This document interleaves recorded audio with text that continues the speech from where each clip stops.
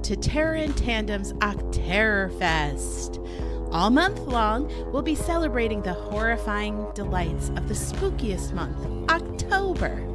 Prepare yourself for episodes that frighten and delighten your spine as we chill you to the bone. You can find us on YouTube and Instagram at Terror in Tandem and on our website, terrorintandem.com. Oh my gosh. I rewrote that in the moment. It's time. It's happening. It is. It's Octerrorfest. Third annual Octerrorfest 2024. Yeah, for sure. Part 3. For shiver. Well, we're rounding out the trilogy here. Octerrorfest, what was it? The end of Octerrorfest. And then the next one will be Octerrorfest Lives. Yeah, we don't have Rising. like an Octerrorfest tagline, you know? No, but it's something to work on. Yeah. I am very excited. Is it? Because it's kind of too late. I'm very excited. I love this. I love this time of year. I love this month. I love the weather, the temperature, the apples, and the murder. What's your favorite form of apple? I guess apple form. What do you mean, like Its sliced truest form? Geez, I don't know. I mean, so many ways, both orally and rectally, I would say. No, I said form, not how you like I to. like them sliced with a little cinnamon sugar on them. That's kind of nice. I like them a little caramel dippings. That's kind of fun too. Or just, chomping on one. Yeah. Is also great. So your favorite sauce. They can be made into sauces. So you don't have a favorite. Chutneys. It's just all apple form. Basically, yeah. Okay. It's a great versatile fruit, except the Red Delicious, which is garbage. My favorite apple form is apple pie. Oh, but yeah. with the crumb topping. You can pie it. Dutch apple pie. Yeah, like a crumble, a big cinnamony, crumbly. Dutch apple pie is my favorite form of apple. So anyway, Octerrorfest, the time of apples and terror. Yes, apples and murder, everyone. So in honor of the, we're not bobbing for apples, we're bobbing for murder. We are. Oh, you got one. Basically it's where you play bobbing for apples, but the other person holds your head down until, anyway, in honor of this ludicrously stacked month, we're doubling it up, ladies and gents. Normally we like to keep things down to 3 recommendations each. Well, we're timesing that by 2. This is a super-sized, Octerror-sized bushel, now, if you will. Whatever 3 we're times going 2 along with equals, the apple themes. That's how many we're doing. You want to go first? Because I think you should. Oh, okay. Let's just jump right in. Sure. Well, I just wanted to let everybody know that we have a lot of Octerrorfest episodes for you. Some new bonusodes. Oh. So just keep your dial tuned to our streaming. Follow us on Instagram. Absolutely. Unclog those ear holes, subscribe folks. YouTube, and you'll never miss an episode. Never. Or bonusode. You will never miss hearing me talk over my co-host because for some reason my headphones aren't working and I'm just doing my best. But you can see my mouth move. It's all I can see. What about when we're just hanging out regular? Who? And you're not wearing headphones and we're just in a conversation. Huh? Who? Man, I wish there was a mute button. I wish Reagan was president. He sees me talking. I'm sorry, everybody. I know this is the worst podcast that you've ever heard. But thanks for listening. Anyway, so let's start with my first recommendation of Octerrorfest. It's a movie. Oh. And it's called It's What's Inside. What is? Sometimes what's inside does not matter. No. So basically what happens when a group of friends are going to a party for an upcoming wedding, they decide to dive into some secrets, grudges, sexual chemistry that might be unrequited. But how it precipitates is this weird friend that isn't really part of the group shows up with a suitcase that has all these electronic dials and plugins, and he has everybody put these electrodes on their temples, and it screws with your brain. It's kind of like a virtual reality of the temporal lobe, it seems. But is it psychological? Is it sci-fi? Is it something that affects your brain? Is it a drug? Is this just a group of people voluntarily wiring their brains into a machine their friend showed up with one day? Yeah. Cool. But it's very cabin in the woods vibe to me. It has that supernatural, psychological, but you're in a remote location with a group of people that you don't know what to trust. It's written and directed by Greg Jardin. It's his first feature film. It stars Brittany O'Grady from season 1 of White Lotus and the remake of Black Christmas, and Gavin Leatherwood, which is one of the best actor names. Yeah. From The Chilling Adventures of Sabrina and the Sex Lives of College Girls. Oh. So it's got a up and coming young cast. Yeah. It looks like it can be a lot of fun. I like the trailer. Yeah, it looks fun, weird, different. I did like Bodies, Bodies, Bodies very much. So I think when groups of young adults get together, like in that Talk to Me movie, yeah, and they do stupid shit. Oh yeah, and it unearths things little that youthful fuck around, natural. Find out. I think it's going to be a scary good time. Yeah, so, like when those, like in Friday the 13th Part 6, when they resurrect Jason by like digging up his grave. It's just like, well, why are you doing that? Yeah, don't do that. Exactly like Friday the 13th. I'm just saying, 6. Like the I love a good horror movie that begins with an act of pure stupidity. Like all of Ash versus Evil Dead starts because he gets drunk and like reads from the Necronomicon so he can get laid. Yeah. I like Who Can You Trust? Maybe they're dropping off one by one. Maybe things happen. People start screwing with the dials. I think anything can happen. Electrodes on your brain, no matter how many times Elon Musk asks you to do that. So this is coming out on Netflix on the 4th of October. It's What's Inside. Yeah. That's a busy day, folks. There's a lot coming out that day, like a lot. And I'll get started with that, with VHS Beyond. Oh, you're very much looking forward to this. I really, really am. It's coming out October 4th on beloved Shudder. And so it's part of the VHS anthology series, which is absurdly consistent. I mean, it's really, really good. So are they little vignettes then? Yeah. So how many are there? This is going to be, I believe, the 6th. Whoa. Or 7th. Are they found footage? Yes. The VHS. All of them? Yeah. Okay. Yes. So I've never seen them, obviously. Okay. Sorry well, let me give you a little background. No, it's great. The VHS series, it's the premise is, someone finds a bunch of VHS tapes that have, these short films on them. And they're all found footage, and they're all, so the first a couple that came out didn't really have like a connective theme to them. And then after the third installment, they started to have like a sort of connected theme, but the stories are very much separate from each other.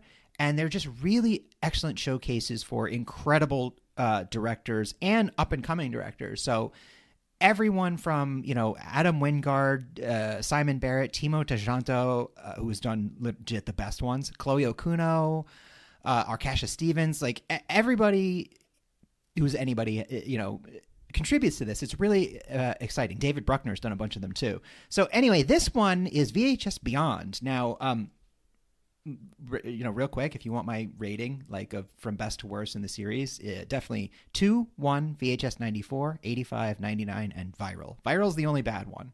It's just not very good. It's the third one. And that's actually what made me kind of stop watching the series. And then I picked it up again because everyone said it got better, and it really does. Anyway, VHS Beyond features director Kate Siegel, Justin and Christian Long. We know Kate Siegel. Yeah. I mean, personal, excellent, best friends with Mike Flanagan and Kate Siegel. Hi, guys. She's the better half of our beloved Mike Flanagan. Jordan Downey, Jade Shield, Justin Martinez, and Virat Pal.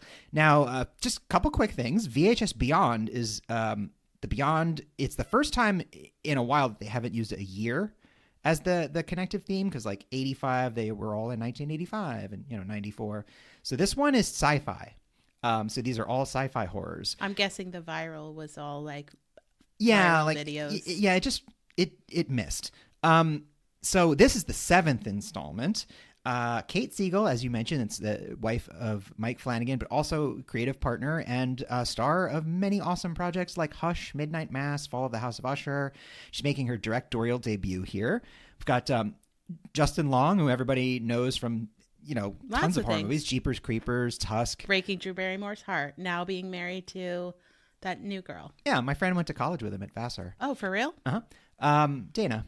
So, Christian Long, his brother, they've worked on some projects together, and some other people. So, like I said, I really like anthologies, but they're usually almost always a mixed bag. The VHS series is certainly that. There are always entries that are better than others, the ones that stand out, like Chloe Akuno's Ratma from '94 and Timo Tjanto's Safe Haven from VHS 2 are standouts, but it doesn't have like a lot of low points. There are very few times where I've been watching this series where I've come across a short, I'm like, ugh. They usually go from pretty good to amazing. So is there a connective through line of each? No, just the only thing that connects them is they're all found footage, and the conceit is someone finds a stack of VHS tapes or something. Like, and then in one of the movies, it's a SWAT team that's raiding a warehouse where like a cult has been collecting these cursed films. In another one, the wraparound is usually like the worst part of it, but it actually in '85 they had a cool one where it was like David Bruckner directed it, and it was this facility that was studying like a shape-shifting child, and it was pretty cool. Interesting. Yeah. When does that come out? The 4th? October 4th on Shudder. Nice. Let's back up a day. Okay. For my next recommendation, which is also a movie.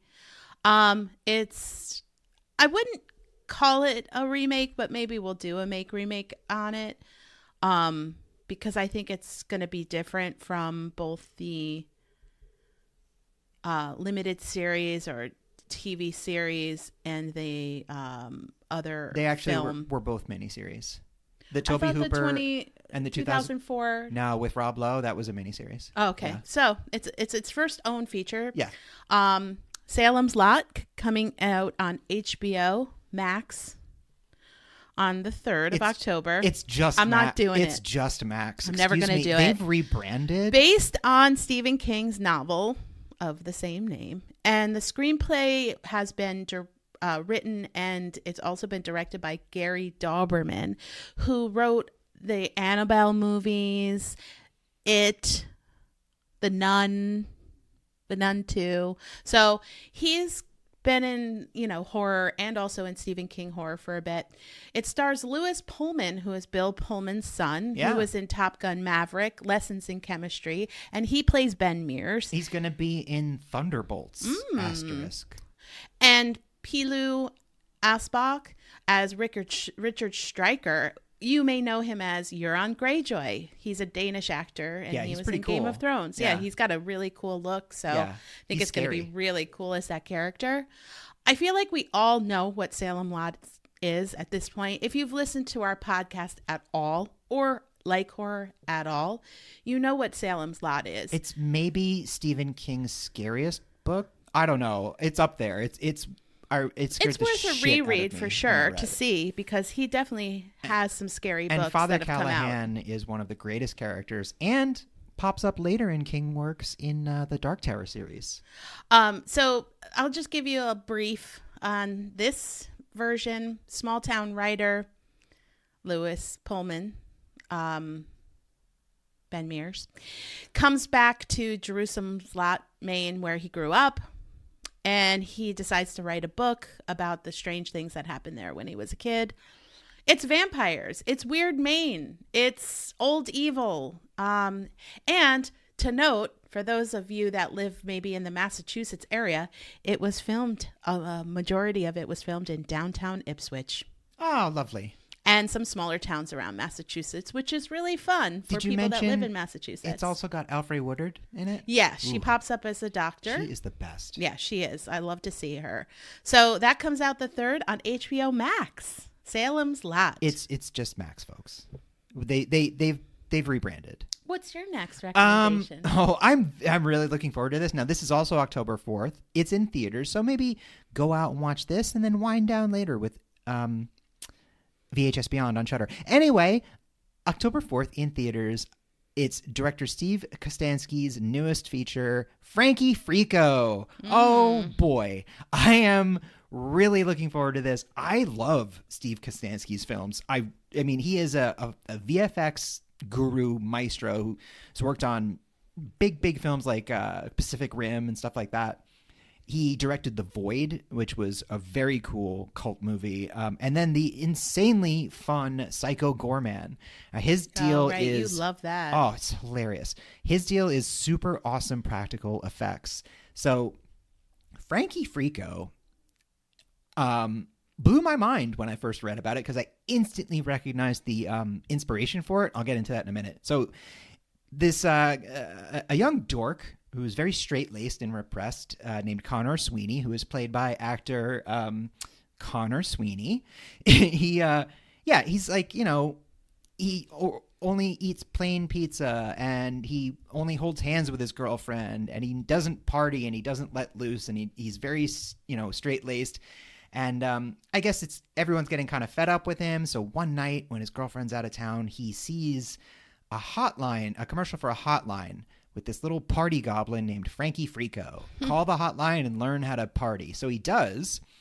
And that actually unleashes 3 party goblins, the Fricos, from their extra-dimensional prison where they've been captured for partying too much.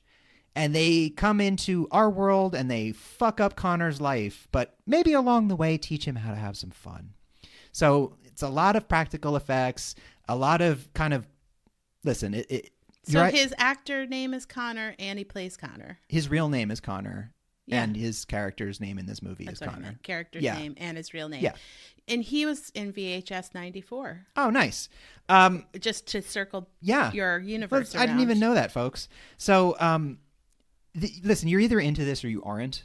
And I get it if you're not. It's a very, niche thing, but I'm 100% into this. So really goopy practical effects, the 80s vibe, and the whole premise of party goblins who do things that I think are described as freaky throughout the film. So look forward to a movie where people are saying whoa, man, that's so freaky and party. And I can't wait. So I'm freaked out when I saw this because I remember this very, very clearly. In the late 80s, there was a real hotline, and it was just this commercial that used to play on MTV, and it was like a yellow claymation goblin named Freddie Freaker. And Freddie Freaker, if you called 1-900-490-FREAK, you could party with him. And that's all it said. Did it just play music and he was let's have fun? The thing is this commercial was this thing all it is. It's no background. And he's just like, hey, I'm Freddie Freaker. You could call me and we'll party. And then there's a song of Freddie Freaker. And no description of what it is. Sing that whole song? No description of what it is. So when I was, 7, 8 years old seeing this on TV, I'm like, what the fuck is this? And I never called it because it was $2 to call, and I knew my parents would find out and yell at me. So it turns out $2 a minute. No, I think it just at the end of it just said, at the end of the song, the last line was $2. So did you look it up? I did. Of course I did. Now this ran from 1987 to 1995. Whoa. Yes. According to co-creator Kevin Lido, this is a direct quote, you could make funny recordings, freaky messages, record rap tunes, leave a message for Freddie, hear about what's freaking, anything and everything. The majority of the messages were user-created rap tunes. Some were pretty good rappers. Then we had a section to hear the best recordings. So the terrible thing is no one's ever released these recordings. Apparently there are 7 fucking years or 8 years worth of people calling in and recording their home style raps to a party goblin over a 900 number. And why is this not like in a box set somewhere? This fucking idiot should be selling this stuff. Anyway, sorry I called you an idiot, Kevin. I'm really looking forward to this movie, as I've said about a billion times, because it's just, I don't know, it scratches a really particular itch. I highly recommend watching the trailer. You'll be able to tell within seconds if you are into this or not. But if you like comedy horror, special, practical effects, and just have a sort of soft spot in your heart for the weirdness of the 80s, Frankie Frico, October 4th. Whoa, that's nutso. My next recommendation is also on HBO Max, coming out the 10th, and it's another movie. So I'm doing all my movies first. Nice. I want you to know I have a non-movie. I do too. I know, but you always do. It's called Caddo Lake. And it's written and directed by Logan George and Catherine Held, and it's their first feature film. It's starring an Australian actor named Dylan O'Brien, who was in Teen Wolf, the TV series, and the Maze Runner movies. Oh, yeah, he's pretty famous, that guy, isn't he? I feel like I've seen him in shit. Yeah, I don't think he was the title character. I think he was just in. Yeah. And Eliza Scanlon, who played Beth in Greta Gerwig's Little Women adaptation, and she was also in the Sharp Objects miniseries, the Gillian Flynn book. Neat. It takes place in Caddo Lake, Louisiana, which I think is fictitious. Louisiana's not. Caddo Lake might be. And it's a lake that is known for its strange disappearances. So, kind of that like swamp, Everglades type of vibe. Oh, I'm in. I love a good bog. Yeah. A young girl goes missing, and it brings up some trauma of the past from the people in the town who have lost loved ones or loved ones that have died. And it doesn't really seem like it's just a lake.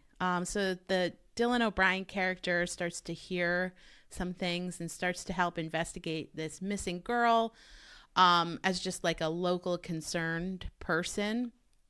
And strange things happen. It seems that there's some sci-fi, possible like shadow universe or like a break in the universe, like a different plane. Yeah. And like a door that slides, a sliding door? No, it's not like a parallel timeline. It's like a different dimension. Got it. And so it has that. It seems like it's worth a watch. It's a movie, so we'll see. Probably more on the drama side of horror than straight up horror, but I think it looks interesting. I think it looks different. Again, premiere Logan George and Catherine Held, the film, along with some of the other folks that I mentioned. Greg Jardin, who's doing It's What's Inside, is his premiere film. A lot of the recommendations I'm making are actually first-time directors, creators, showrunners. Well, this is what we try to do with our global influence and millions of fans. We try to boost people who aren't as famous and revered as we are. Yeah, let's check it out. It's on the 10th of October. Caddo Lake. Nice. Okay, so let's say you saw Caddo Lake in the made-up land of Louisiana, and it's the next day, and you're like, well, now what? I've got you covered. Coming October 11th, this is a movie that, I've been looking forward to for quite a while, based only on the title and one movie still. That's it. It's coming out October 11th, and they just released a trailer for it like a couple days ago, and holy fuck, I'm really, it's up to 11 now. I am so excited for this. Obviously, I'm talking about Daddy's Head from director Benjamin Barfoot. That's exactly what I thought you were going to talk about. Coming out on October 11th on dear beloved Shudder. So, Daddy's Head, it's got everything that I want. Folk horror, dead dad, grief, kid in mourning, monsters in the woods. So it's not about getting head. Good God, no. Well, I guess if you're really literal about it, sort of. So, a young boy, his father dies very horribly, and, painfully. And he is left to live with his brand new stepmom, who is also left to raise this kid that she barely knows. And they're living together in a big old mansion, like kind of modern looking place that's like in the woods. So the boy starts to have, visitations from his dad, who visits and says stuff like, come to the forest, come out to the woods. The mom is really struggling, with like what to do and how to go on. The kid is struggling with, who is this woman? I don't want her to be my mother. Like, I don't even know her. And Daddy's head has returned. Basically, they're in the trailer. They don't really show a lot, but that you can hear things. And it seems like the head of his father is now, as the kid describes it, his body's different, and it lives in the woods. It looks... Oh, is it like maybe like a woodland stick something creature, like man? that. I think it's got like spider legs or some shit. But Whoa. It looks horrifying, really scary. I love when horror movies explore grief. Obviously, it's one of my favorite things. I think the horror genre is so perfect for exploring pain. So trauma, grief, acceptance, resolution, things like that. They're beautifully explored within the genre. Also, folk horror, motherhood, and dad's head on spider legs. Fuck, it looks very scary. The trailer really, really impressed me. I was very blown away. And some reviews have started to trickle out that are really praising this film. So October 11th, it's a wild title. That's for sure. Daddy's Head. That's pretty nuts. So I was very pleased to see that it seems like a very serious, scary horror movie. Awesome. Yeah. Very cool. Do you think we should take a quick break and come back for our last wrap-ups? Rex? Yes, I do. Let's do it.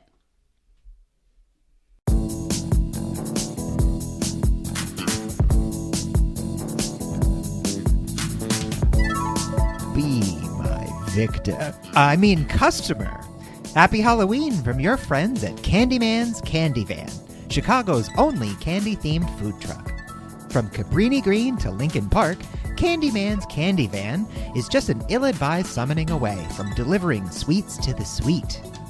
Simply find yourself a reflective surface and say the magic word 5 times. Candyman's Candy Van will appear with all of your favorite holiday treats and a whole bunch of bees. Remember to always bring a friend, as it's a near certainty Candyman will kill at least one of you. But yum, is it worth it? Remember to tell everyone about Candyman's Candy Van. No, seriously, spread the word, or we'll slaughter your whole neighborhood to keep his legend alive. I'm being serious. Happy Halloween! The candy, I assure you, will be exquisite. This is a fake ad for a fake product on a horror-themed podcast. Candy should be enjoyed without fear of systemic racial trauma or bees eating your eyeballs. So my next recommendation is Daddy's Butt. Yeah, exactly. So what's up next for me are TV shows. Oh, shnikes. So I'm going to be recommending a couple of TV shows. My first is Hysteria! Exclamation point. Calm down. It's on Peacock on 10/8, so October 8th. Again, it's a TV show. Yes. It's created by Matthew Scott Kane, which is his debut as a showrunner, starring Julie Bowen from Modern Family and some other things. Garrett Dillahunt. Oh, yeah. Who I love. That dude's awesome. He's hilarious. He's great. And he's also, he's scary in dramatic roles. Yeah. And in villainous roles. And he's super funny. Yeah, he's great. Anna Camp, who's, you can count on her for character acting. Absolutely. And then Bruce Campbell, but I think it might only be for one episode. Not sure. That's a shame. But honestly, one episode of Bruce Campbell is 10 episodes of anybody else. I think he plays like a local cop. That's fine. Doesn't matter. So this synopsis is that it takes place in a small suburban town in the late 80s during the rumored satanic panic, which led parents to believe that heavy metal music was calling kids into devil worship. So this TV show is going to highlight a teen band who purposefully tries to summon Satan through their music to increase their following and to become a success. Oh, okay. So it looks like it's going to be filled with nostalgia. It looks really silly. How like misinformation from the 80s satanic panic plays into this will be good. Lots of fun, looks bloody, looks scary. So I think it's going to be kind of, you know, I believe that the band is based on a real band. I mean, it sounds really like the movie Deathgasm, which is about like a death metal band that summoned a demon. It's actually very good. It's a really good movie. Yeah. But I think this teen band that's in this movie is actually based on a real band. Oh, for real?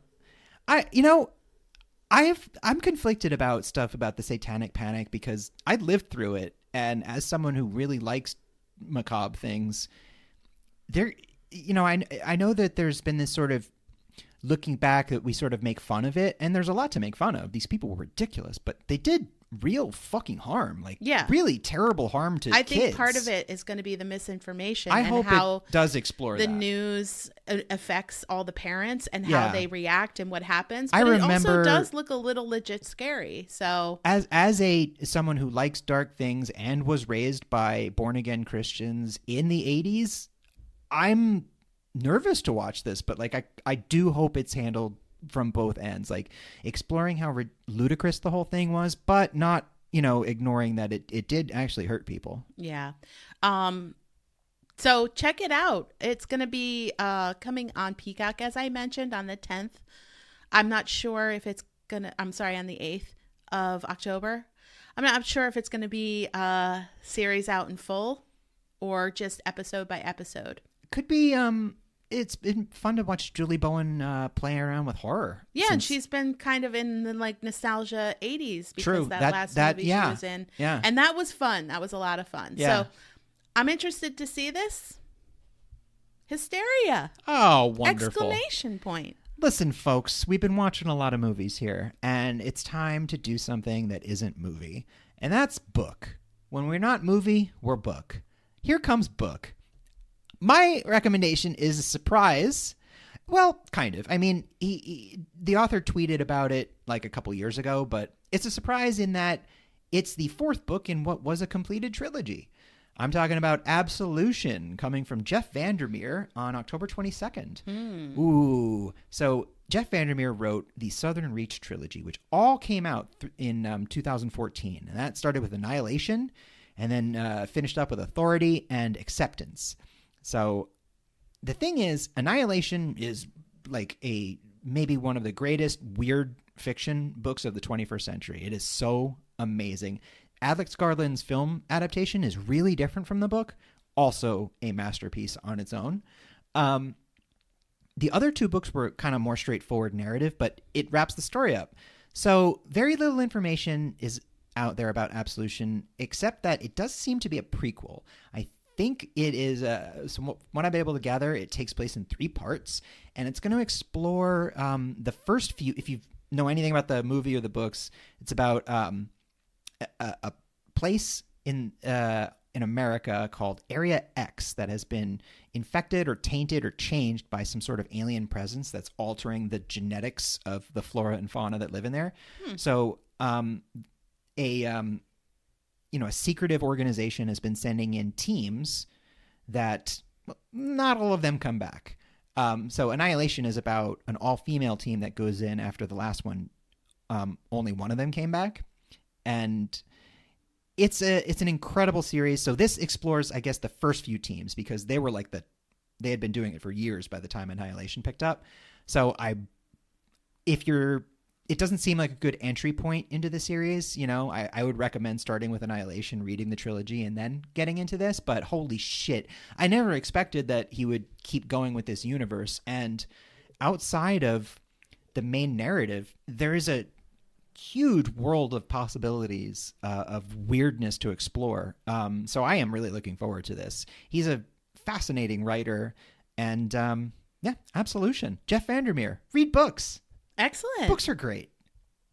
I have another TV show, or TV series, I should say, also on Peacock. Well, Peacock sure is making a name for itself. I mean, it's no Max. HBO Max. So on Peacock on October 10th, we have Teacup.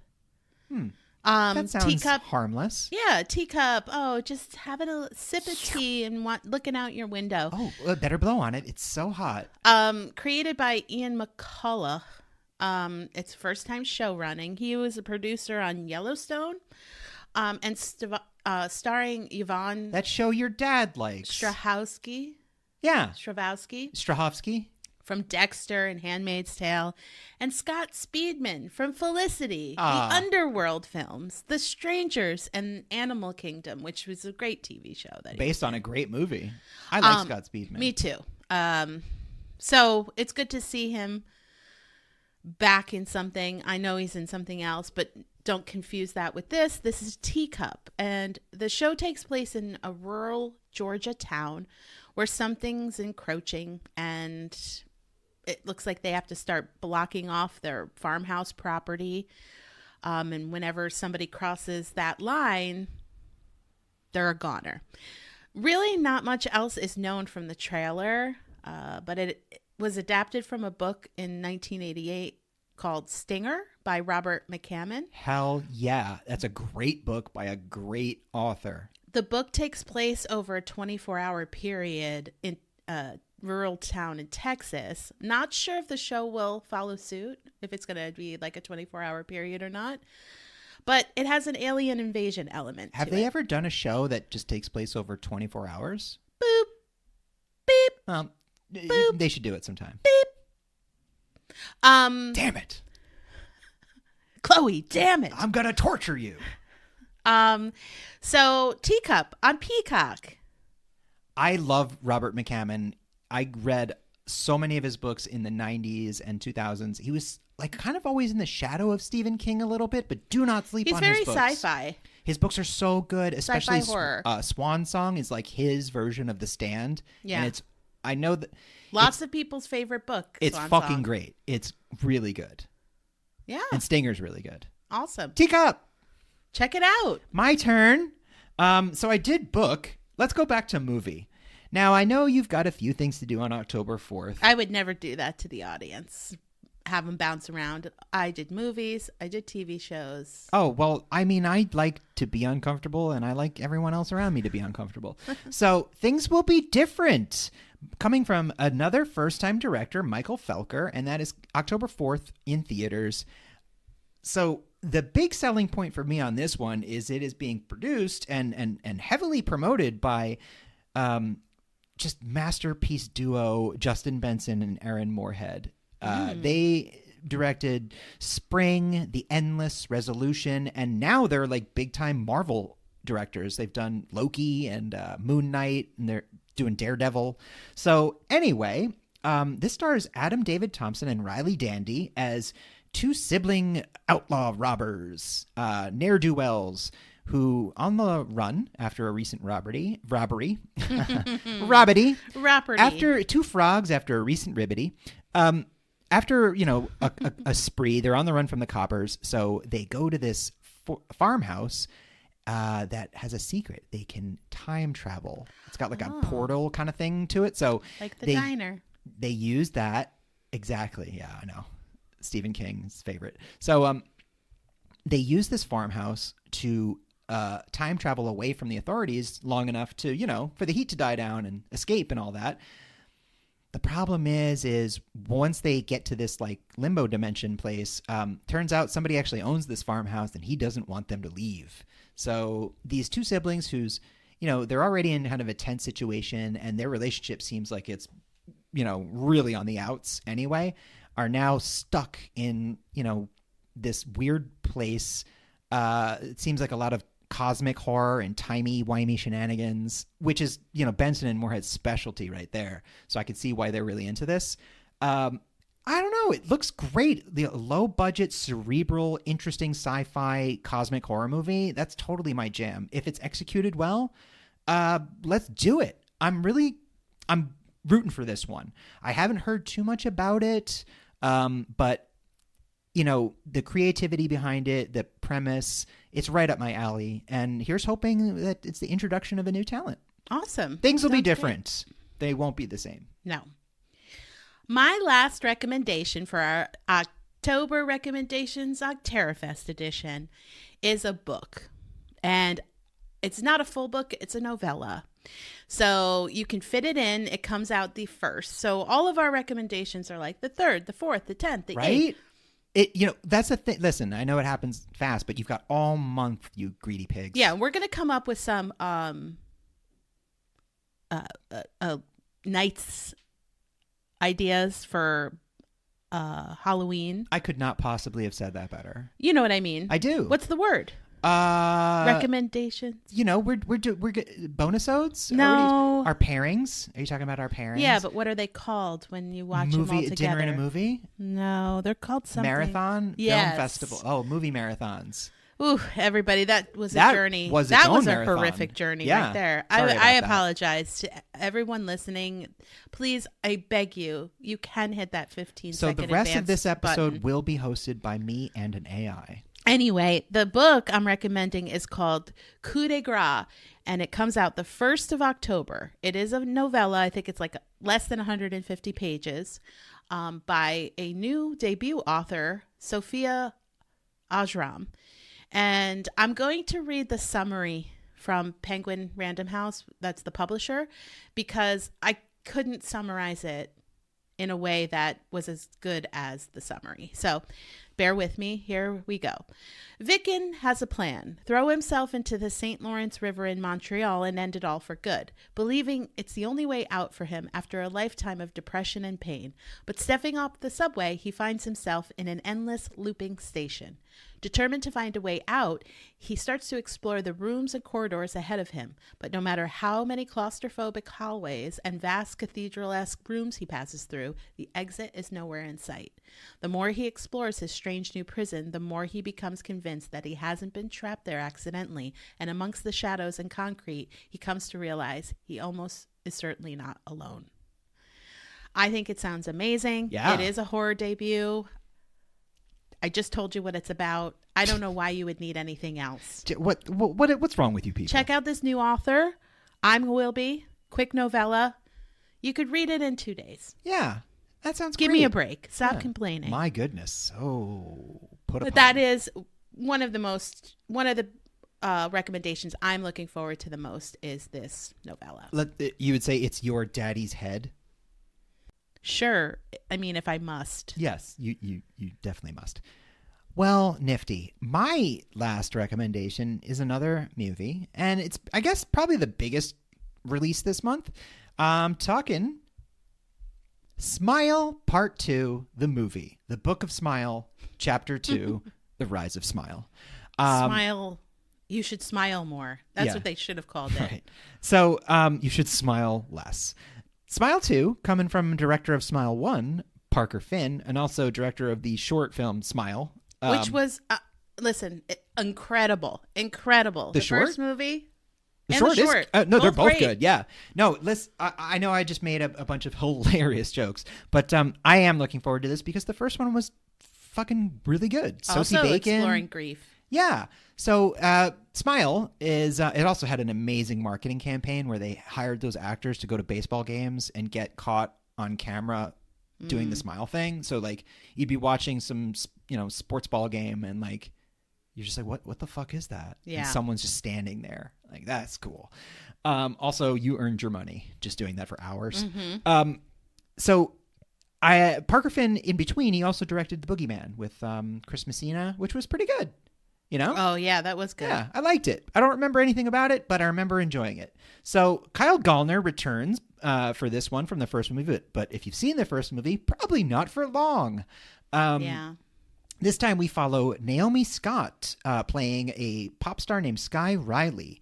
Naomi Scott was, I haven't really seen her in anything, but she was in, she was Princess Jasmine in the Guy Ritchie live action Aladdin with Will That's my That's wife, a lot Smith. of words that are turning me off. I know. Yeah, so we've got Guy Ritchie doing, I'm guessing, a Cockney gangster version of Aladdin, starring Will Smith as the beloved genie, and extremely Caucasian Naomi Scott as Middle Eastern princess Jasmine. I couldn't want to watch that more. Sounds great. Bob Iger is from a hell dimension. You cannot convince me that man isn't a Cenobite. So anyway, Sky Riley, pop star, is from what I can gather, she is the newest recipient of the smile curse, which is basically someone offs themselves in a really creative and gross way in front of you while smiling, and then you start to see smilers and you go crazy, and then you do it and the smile curse goes on. This looks pretty good, honestly. The trailer seems like it's making it a little bigger. I am hopeful.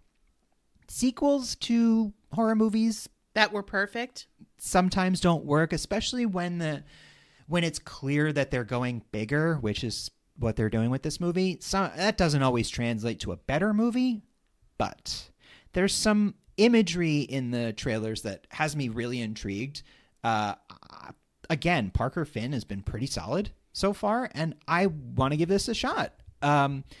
I just hope it hasn't become a victim of its own success, because Smile 1 was like a really big runaway hit based, especially since it was such a low budget movie. Mm-hmm. It was kind of a sensation. So I hope it hasn't fallen victim to that. But Smile 2 coming out in theaters October 18th, which I said at the beginning, definitely October 18th. So we gave you nothing really in the back half of October is coming out that we've recommended. You've got plenty of time. Here's the deal.